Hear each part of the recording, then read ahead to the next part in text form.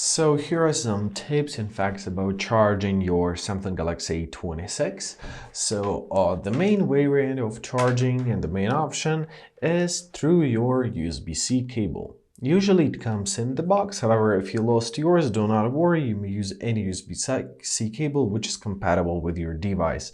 So connect the first part of your USB-C cable to laptop, computer, power bank, power outlet, basically anything that produces power. Grab your phone and connect the USB-C port right into your charging port.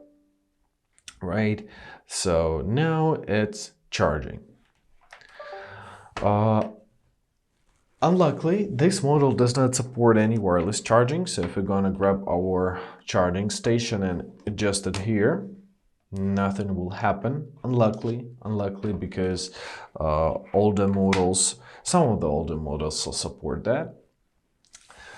So this phone may support your phone-to-phone charging. So if you have any phone which can do that, you may try and connect them with USB-C cable, because like this, they will work. Also, let's go through some charging settings. So open up our settings, locate your battery. You can enable your fast charging, which is a very convenient option. And also you can set up your battery protection. So if you enable it and choose adaptive, which stops charging 80% while you're asleep and switches to basic before you wake up, and maximum, where you can set up some limit, some charging limit. So this phone has an accumulator for 5000 microampere, and it allows you to enjoy 17 hours of watching videos non-stop without any need to charge.